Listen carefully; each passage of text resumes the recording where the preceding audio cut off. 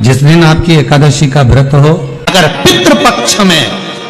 पितृपक्ष के अंतर्गत शिव जी पर लेपन करिए और लेपन कर कर उस घी को उंगली से उठाकर ले आइए।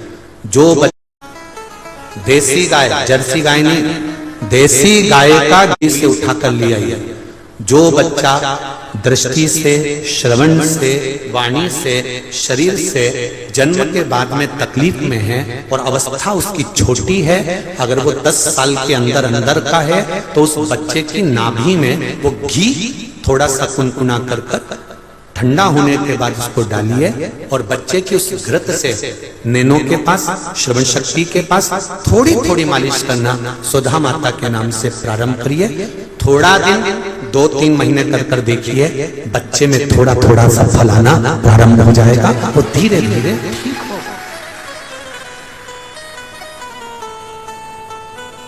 ये कुछ नाम शिव महापुराण के कुछ नामों का स्मरण करा करो। पहला है तुम्बरूका। क्या नाम है? तुम्बरूका। ये गर्भस्थ धारण करने के लिए होता है। जिसको 20-20 साल, 25-25 साल तक संतान नहीं होती, उसके लिए तुम्बरूका जी का नाम का, जिसने शिव महापुराण की कथा को वाचन किया है। कुंदकेश्वर महादेव, अवधूतेश्वर महादेव, चंपेश्वर महादेव, स्वधा, ऐसे कुछ नामों का स्मरण बड़ा सुंदर उसको करा महाराज। 3 कन्या प्रकट हो गई, मैना, धन्या और कला। पितृलोक में आनंद छा गया, पितृलोक में आनंद ही आनंद। जैसे पीपल के पत्ते में पराग होता है। हमारे हिंदू धर्म, हमारा शास्त्र कहता है, हमारे शास्त्र, हमारे वेद, डॉक्टर वर्णन करते हैं कि पीपल के पत्ते को अगर एकादशी और द्वादशी के दिन एक तांबे के पात्र में गला कर रख दिया जाए और उस पानी का आचमन 3 बार करा जाए तो जिसकी नाड़ियां चोक भी हो जाती है, डॉक्टर बोले इसका बाईपास करना पड़ेगा, उसको केवल 3 आचमन पानी एकादशी और द्वादशी को पीपल के पत्ते का कराया जाए तो अंदर की नाड़ियां भी खुल जाती हैं। पीपल के पत्ते का इतना प्रमाण हमारे विष्णु पुराण में वर्णन है। पीपल के पत्ते का इतना प्रमाण। घर में अर्धनारीश्वर भगवान का फोटो या मूर्ति का स्मरण नहीं होता। मंदिर के अंदर लगा हो, मंदिर के अंदर पूजन हो रही हो, मंदिर में अगर चित्र लगा है तो वहां पर वो अधिक फलित होता है, अधिक फल। एकादशी तिथि आए, उन दीप को भगवान के सामने प्रज्वलित कर 5 दिए अपने दरवाजे के पास में बाहर की ओर रख देता है। उसके घर में कभी रोग, बीमारी और लक्ष्मी की कोई कमती नहीं होती, उसका जीवन सार्थक। वैकुंठ लोक में इंद्र लोक में है, भगवान जितने भी हैं अपने अपने लोक में है। केवल शंकर भगवान इस पृथ्वी पर है, मृत्यु लोक में, इसलिए कंकर शंकर कहा जाता है उसको। पृथ्वी का देव है, देवाधिदेव महादेव। उसको अगर तुमने समय देना प्रारंभ कर दिया तो वो भी तुमको समय जरूर देगा। शिव जी को रोज टाइम पे जल चढ़ाओ, रोज जाकर जल चढ़ाओ तो शंकर को बेचैनी लगेगी, क्यों नहीं आए। मालूम पड़ा उसके यहाँ थोड़ी सी तकलीफ आ गई, शंकर जी ने डमरू बजाकर नंदी को बुलाकर, जा दुख काट उसके, अब भी जा, कल से मेरे मंदिर आना चाहिए, जा अभी किया।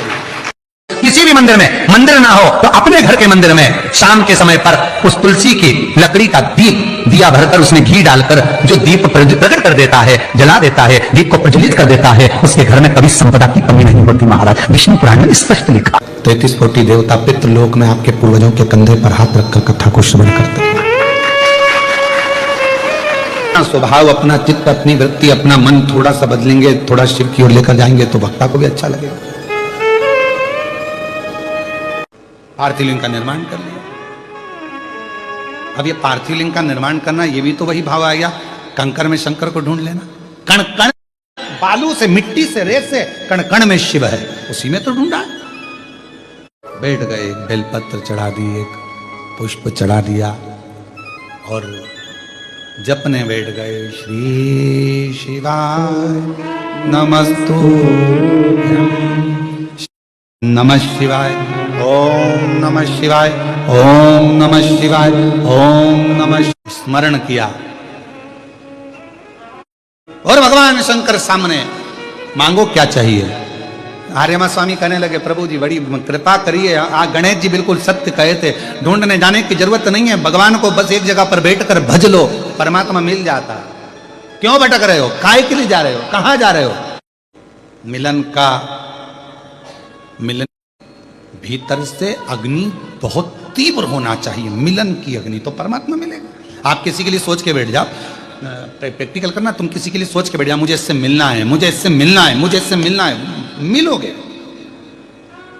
मंदिर में अगर कोई दिया रखा हुआ है और आप घर से इतनी बड़ी डब्बी ले गए, उसमें घी थी, बत्ती थी, माचिस थी, माचिस, बत्ती और घी डब्बी में तुम लेकर चली गई, दिया लेकर नहीं गई, तुमने दूसरे के रखे हुए दिए में अपनी बत्ती लगाकर आ गई हो, तो तुम हजारों बार बत्ती लगाना, जिसका दिया था उसी के खाते में वो दीप दान जाएगा, तुम्हारे खाते। यमराज को धर्मराज भी कहते हैं, यमराज भी कहते हैं, यम भी कहते हैं। तो आर्यमा स्वामी ने क्या देखा कि वहां स्वधा तो भगवान के तप में लीन है, स्वधा तो भगवान की भक्ति में लीन है, यमराज तो नहीं है, पर यमराज की धर्मपत्नी धुमोरना बैठी हुई। यमराज की 23 धर्मपत्नियां थी, जिसमें से एक का नाम धुमोरना था, जो यमराज की प्रिय थी। और धुमोरना, जिसको हमारे यहां पर युद्ध के मैदान में जब आपस में युद्ध होता है, लड़ाई होती है, एक दूसरे से जब युद्ध होता है और युद्ध में किसी को मारा जाता है, तो मारना नहीं कहते उसको, काटना नहीं कहते उसको कहते हैं वध। धुमोरना का एक नाम वध भी।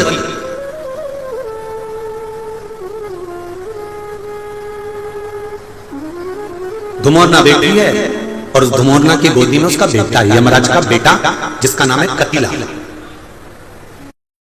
यमराज का बेटा कतिला धुमोरना की गोद में बैठा हुआ, यमराज की पत्नी की गोद में। धुमोरना को देखा तो प्रणाम किया, माता जी आप यहां पर हो, केवल एक निवेदन है आपसे। धुमोरना ने पूछा, बोलिए आर्यमा जी कैसे आना हुआ आर्यमा स्वामी? आर्यमा स्वामी कहते हैं, मुझे बस केवल जो स्वधा माता तप कर रही हैं, उन तप करती हुई माता के पास आपको जाना और केवल पूछना है कि आप तप क्यों कर रही हो। तो धुमोरना ने कहा कि मैं, अगर मुझे देखकर स्वधा कहीं भय तो नहीं खा जाएगी, स्वधा में कोई भय तो उत्पन्न नहीं होगा। थोड़ा ध्यान देना कथा पर विशेष। हमारे यहां पर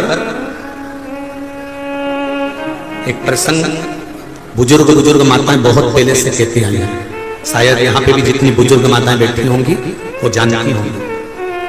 9 महीने में नारी के गर्भ में जब 9 महीने बच्चा रहता है, तो कोई एक महीना ऐसा होता है जिस महीने में बुजुर्ग माताएं कहती है कि नदी नाले मत नहाना। बोलो सही है कि गलत है? अरे जम के बोलो जी जी सही है।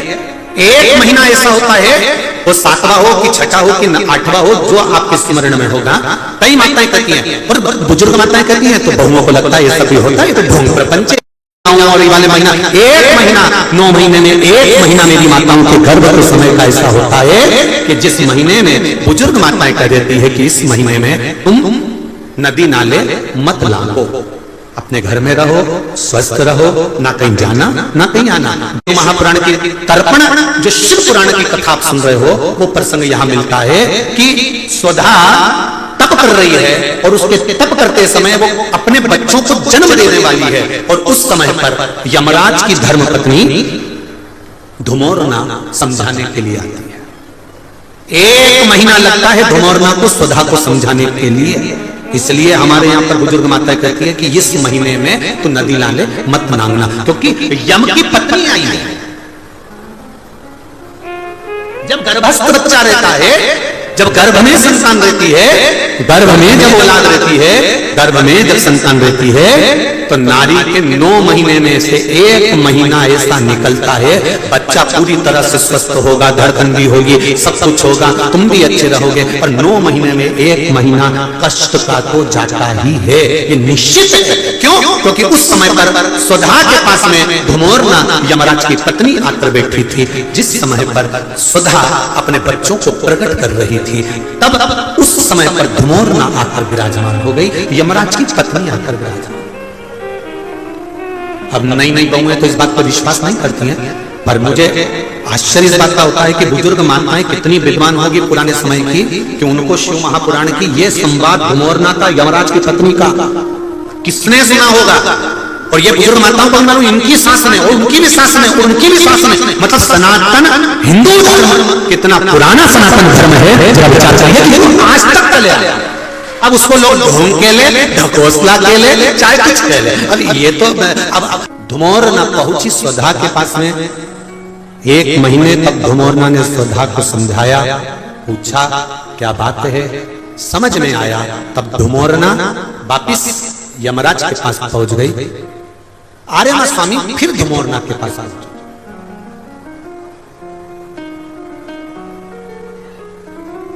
वापिस जिस नारी को तब केवल एक बेलपत्री पर रखा हुआ एक चावल का दाना नारी का हाथ का स्पर्श कराकर स्वधा माता का नाम लेकर अशोक सुंदरी की जगह मालूम है सबको, अशोक सुंदरी वाली जगह पर केवल चढ़वा दीजिए, वो बच्चा पूर्ण तरह से 90 महीने में ही जन्म लेगा। 8वें में नहीं, और स्वस्थ, उसकी स्वस्थता रहती। क्या नाम लेना है, नाम बोलो पहले, चमके बोलिए जरा। आप लोगों से इसलिए बुलवाना है कि आप भूल ना जाओ। फिर से बोले स्वधा, स्वधा का स्मरण। ब्रह्मदेव का आगमन हुआ और ब्रह्मा जी आगमन पाकर भगवान नारायण पद्मावती से लगकर उठे और उठकर लक्ष्मी की ओर झुके। झुकने पर इन तीनों के समागम से भगवान नारायण के हृदय चित्त से एक कन्या प्रकट हो गई। उस कन्या का नाम एका था। क्या नाम था? एका। अब 10 उसके गुण इतने प्रबल थे, वो 10 गुण उसके बड़े प्रबल थे कि वो एका जिसको निहारती थी उसको संपदावान बना देती थी, जिसको देख लेती थी उसके जीवन में वो आनंद की अनुभूतियां करा देती थी। एका जिस मार्ग से जाती थी उस मार्ग के द्वार खोल देती थी। एका का पुण्य इतना पुण्य प्रखर। श्राद्ध पक्ष की एकादशी और द्वादशी, इन 3 तिथियों पर एक रोटी में थोड़ा सा मीठा रखकर सोमक पितृ का नाम लेकर यदि गाय को खिला दिया जाता है तो अगर कोई पूर्वज प्रेत योनि में भी पड़ा हुआ होता है, भटक रहा होता है, जिसको पिंड नहीं मिला, जो अचानक मर गया होता है, अधोगति में चले गया होता है, उस जीव की मुक्ति 10वीं श्राद्ध पक्ष की, एकादशी श्राद्ध पक्ष की और द्वादशी श्राद्ध पक्ष की, ये 3 दिन सोमक पितृ का नाम लेकर रोटी में पूड़ी में मीठा रखकर अगर गाय को खिला दिया जाता है ये 3 दिन तक, तो वो पितृ कभी भटकते नहीं, उनको मुक्ति प्राप्त हो जाता है मोक्ष में। एकादशी के दान की महत्वता श्रीमद् वल्लभाचार्य जी ने कहा कि कोई व्यक्ति अगर खटिया पर सड़ रहा है, पलंग पर तड़प रहा है, हॉस्पिटल में पड़ा हुआ है, तो निवेदन है कि उसको देखने जाओ तो अपनी करी हुई एकादशी में से 2 एकादशी का दान उसको तुरंत दे दो। क्यों? तो जिससे उसको मोक्ष मिल जाए। एकादशी का व्रत ही में किया गया हमारा पाप कर्म है। हमने किसी जीव की हत्या करी है, हमने किसी को कष्ट प्रदान करा है, हमने किसी को अपशब्द कहा है, हमने किसी को ताने दिए, हमने किसी को आड़ा टेढ़ा कहा है, हमने किसी को गालियां दे दी है। मात्र एकादशी का व्रत ही कर लेने पर ये सारे जो दोष हैं वो समाप्त हो जाते हैं। एकादशी के दिन जब आप जल शंकर को चढ़ाने को रोटी जाते हैं, जब एकादशी का दिन रहे और शंकर जी के मंदिर में आप जल समर्पित करें तो 3 बार मुख से स्वधा स्वधा स्वधा या स्वधा स्तोत्र का पाठ, जिसमें 12 श्लोक, जैसे पीपल के पत्ते में पराग होता है। हमारे हिंदू धर्म, हमारा शास्त्र कहता है, हमारे शास्त्र, हमारे वेद डॉक्टर वर्णन करते हैं कि पीपल के पत्ते को अगर एकादशी और द्वादशी के दिन एक तांबे के पात्र में गला कर रख दिया जाए, उस पानी का आचमन 3 बार करा जाए तो जिसकी नाड़ियां चोक भी हो जाती है, डॉक्टर को इसका बाईपास करना पड़ेगा, उसको केवल 3 आचमन पानी एकादशी और द्वादशी को पीपल के पत्ते का कराया जाए तो अंदर की नाड़ियां भी खुल जाती है। गंगा के जल में एकादशी के दिन 7 बेलपत्री डालकर जो नंदीश्वर भगवान अर्थात जो शंकर जी के शिवलिंग के सामने नंदी होता है, उस नंदी के चरण पर गंगा का जल चढ़ाकर बेलपत्री शिव पर समर्पित कर देता है, उसके घर में रुपया रुकना चालू हो जाता है। फिर वो गलत जगह पर नहीं, के जल में समझ जाए। मरने के बाद नहीं, क्योंकि मरने के बाद तो 10वें के दिन गरुड़ पुराण में लिखा 10 दिन तक जीवात्मा धरती अटारी पर रहती है। कितने दिन? 10 दिन। 10 दिन के बाद जीवात्मा चली जाती है। कहां जाती है? उसको जहां जाना है। 3 दिन में उसको भोग भोगना पड़ता है जीवात्मा को। 3 दिन नरक का भोग भोगती है, उसके बाद स्वर्ग का भोग भोगती है। 18 दिन में यह प्रोसेस पूरी हो जाती है। कितने दिन? 18 दिन। 18 दिन के बाद में उस जीवात्मा को धान के खेत में पटका जाता है। किसके खेत में? धान के, चावल के खेत में। इसलिए कहते हैं एकादशी के दिन चावल मत खाओ। कहते कि नहीं कहते? और क्या कहते हैं? द्वादशी के दिन चावल खाना जरूरी है। एकादशी का पालना करना है तो द्वादशी को चावल का एक गिलास खाओ, तब द्वादशी को चावल खाओगे तो एकादशी लगेगी। चावल नहीं खाओगे तो एकादशी नहीं लगेगी। द्वादशी को चावल खाना जरूरी है। क्यों कहते हैं? क्योंकि धान के खेत में जीव को छोड़ा जाता है, उस धान के खेत में, चावल के खेत में जीवात्मा रहती है। उसको चिड़िया खाती है तो चिड़िया के रूप में जन्म लेता है, मनुष्य खाता है तो मनुष्य के रूप में जन्म लेता है। इसलिए एकादशी के दिन चावल नहीं खाया जाता, क्योंकि एकादशी के दिन हम चावल खाएंगे तो जीव हत्या का दोष लग जाएगा। फिर कब खाना है? द्वादशी के दिन। द्वादशी के दिन क्यों खाया जाता है? क्योंकि हम एकादशी के व्रत करे रहते हैं और पहला घासा जब चावल का खाते हैं तो अपनी करी हुई एकादशी का पुण्य जितने जीव हमारे मुंह में जाते हैं उनको उसका पुण्य मिल जाता है और उनका फिर जन्म नहीं होता, वो तर जाते हैं, उनको एकादशी का भाग मिल जाता है। इसलिए कहते हैं एकादशी को चावल मत खाओ, पर द्वादशी को खाइए। 10 दिन तक जीवात्मा है और आपने एकादशी का दान दिया। बोलो जम के 12वें के दिन, 13वें के दिन आपने एकादशी का दान दिया, वो मिली उनको? अरे बोलो अच्छे से। कई कई तो अभी तक कर रही होगी, हमारे दादाजी के निमित्त की कर रहे हैं, कर ले। फिर वही वाली बात आ गई, गुलाब के फूल में पानी जारी है बन के, फिर जन्मे फिर भोगो, फिर जन्मो फिर भोगो। तो इससे तो अच्छे से खूब तपने के बाद, कर्म भोग भोगने के बाद, क्योंकि मनुष्य का जो शरीर है केवल भोगने के, भजन करो भोगो, भजन करो। क्यों? 84 लाख योनियों में आप कीट बनकर पैदा हुए, आप उसमें मर भी जाओगे तो आपको ज्ञान नहीं होगा। पशु बनकर पैदा हुए आपको ज्ञान नहीं होगा, जंतु बनकर पैदा हुए आपको ज्ञान नहीं होगा। पर मनुष्य की योनि केवल एक ऐसी योनि है, इस योनि के अंतर तुमने पूर्व में 84 लाख योनि में जो जो कर्म करे होते हैं उस कर्म का सारा भोग तुम्हें मनुष्य योनि में भोगने को मिलता है। और उस योनि में जब भोगोगे तो थोड़ा सा कष्ट तो होगा महाराज, होगा। कई लोग कहते हैं हमारी पड़ोसन तो अगरबत्ती नहीं लगाती गुरुजी तो वो भी खुश, कभी मंदिर नहीं जाती पड़ोसन, कभी शंकर जी को लोटा भर पानी नहीं चढ़ाती तो भी भगवान खूब दे दिया, और हम तो रोज मंदिर जाएं, व्रत करें, उपास करें तो भी दुखी। उसका क्या कारण? तो शिव महापुराण में लिखा, एक बार देवर्षि नारद भगवान विष्णु के पास में पहुंचे और भगवान विष्णु से कहा, नारायण दुनिया के लोग अगरबत्ती नहीं लगाए, भगवान का पूजन नहीं करें, पाठ नहीं करें तो सुखी रहते हैं, और दुनिया के लोग भगवान का भजन पूजन करते हैं तो दुखी रहते हैं, ऐसा क्यों? भगवान विष्णु ने कुछ बोले नहीं। भगवान विष्णु बोले मुझे भूख लग रही है, मेरे साथ पृथ्वी पे घूमने चल। भगवान विष्णु नारद जी के साथ पृथ्वी पे घूमने निकले। अब जैसे ही नारद जी के साथ घूमने निकले तो भगवान विष्णु ने एक सेठ जी का घर देखा। नारद जी बोले महाराज ये सेठ जी का घर है, खूब बड़ा धर्मात्मा दानी है, चलो इसके यहाँ कुछ खाने को मिल जाएगा। भगवान विष्णु ने मनुष्य का रूप रखा, नारद जी ने मनुष्य का रूप रखा, साधारण रूप बना रखकर दरवाजा बजाया। सेठ जी, ओ सेठ जी, सेठ जी, सेठ जी बाहर निकल कर आए, क्या है? हमें भूख लगी है, कुछ दान दे दो। इतने में सेठ जी बोले तुम्हारा बाप रख के गया, दान दे दो, चलो निकले यहां से, निकले यहां से। सेठ जी ने धक्के मार के देवऋषि नारद भगवान विष्णु को भगा दिया। इतने में देवऋषि नारद को क्रोध आया। देवऋषि नारद ने कहा महाराज इसने अपमान करा है, अपने को धक्के मार कर निकाला है, श्राप दे दो, बर्बाद हो जाए। भगवान विष्णु ने पीछे पलटकर सेठ जी को देखा, देखकर भगवान विष्णु ने दोनों हाथ उठाकर कहा, जा तेरे यहां खूब लक्ष्मी बढ़ जाए, खूब लक्ष्मी बढ़े और बढ़े और बढ़े। इतने में देवऋषि नारद ने कहा प्रभु तुम लक्ष्मी बढ़ने का, तुम्हें श्राप देना था तो तुमने आशीर्वाद दे दिया। भगवान बोले मेरी मर्जी, चलो। भगवान विष्णु और आगे गए। भगवान ने कहा छोटा सा झोपड़ा है, छोटी सी कुटिया थी, छोटा सा घर था। भगवान ने कहा यहाँ देख कुछ मिल जाए। देवऋषि नारद ने आवाज लगाई, माता बाबा भूख लगी है। अंदर से एक बूढ़ी माँ निकल कर बाहर आई, आओ बाबा अंदर बैठो। 2 आसन लगाए, भगवान विष्णु देवऋषि नारद को बिठाया।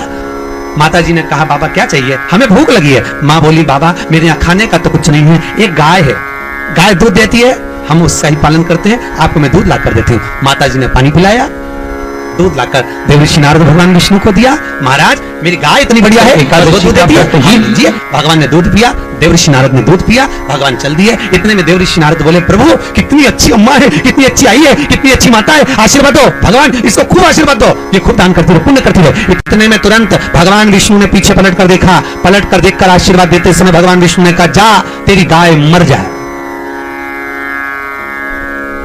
भगवान विष्णु ने हाथ ऊंचा कर कहा, तेरी गाय मर जाए। और भगवान चल, जैसे ही चले इतने में देव ऋषि नारद को क्रोध आ गया। देव ऋषि नारद ने कहा, भगवान वो सेठ जी ने तुम्हारा अपमान करा, धक्के मारकर निकाला और उसको कह रहे हो कि लक्ष्मी बढ़ जा, और वो उसने दूध पिलाया तुमको, सेवा करी, और उसको कह कि गाय मर जा, ऐसा क्यों? भगवान विष्णु ने कहा, देव ऋषि नारद तुम समझोगे नहीं, ये जो मां है ना, इसने मेरी सेवा करी, ये मुझे भजती है, मेरा भजन करती है, मेरा स्मरण करती है।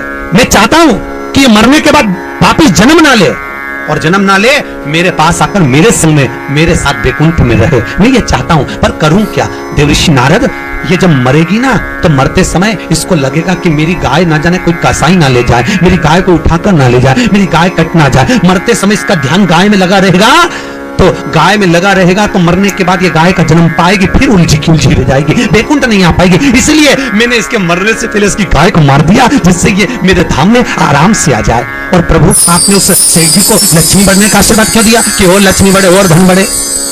भगवान बोले, नारद तू जानता नहीं है, सेठ जी लक्ष्मी से बड़ा प्रेम करते हैं, तो लक्ष्मी और बढ़ेगी और बढ़ेगी और बढ़ेगी। जब ये लक्ष्मी जोड़ जोड़ के मरेगा, आखिरी में सांप बन के वहीं पड़ा रहेगा। को याद रखिए, गौदान और एकादशी, श्रीमद वल्लभाचार्य जी ने मायावत का खंडन करा था जगन्नाथपुरी में, और श्रीमद वल्लभाचार्य जी ने कहा था एकादशी मरने के बाद मत दो, एकादशी जीते जी दो। कहा था कि नहीं कहा था? जीते जी दान करिए। इसलिए जगदीश में जगन्नाथपुरी में एकादशी उल्टी लटकी हुई है। करें आपने दर्शन, जगदीश में एकादशी उल्टा लटकाया, क्यों? क्योंकि वल्लभ ने कहा कि एकादशी जीते जी दो। कई पंडितों कहते हैं तुम्हारे दादाजी मर गए, जब 12वें का दिन होता है ना तो पंडित जी संकल्प छुड़ाते हैं, दो एकादशी। बड़े बेटे ने 5 दे दी, छोटी बहू ने 3 दे दी, उसने 2 दे दी, उसने 2 दे दी, तो क्या तुम्हारे दादाजी भिखारी थे जो तुम्हारी एकादशियां लेकर जाएंगे? और तुम कौन होते हो दादाजी को एकादशी देने वाले? तुमने कौन सा इतने पुण्य कर लिए जो तुमने एकादशी दे दी?